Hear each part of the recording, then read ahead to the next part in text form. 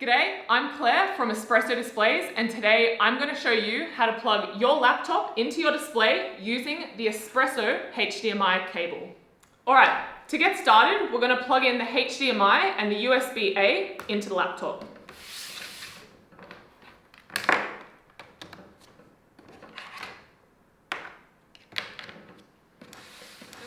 Then we're going to open the laptop, grab the USB-C and plug it in to your Espresso display.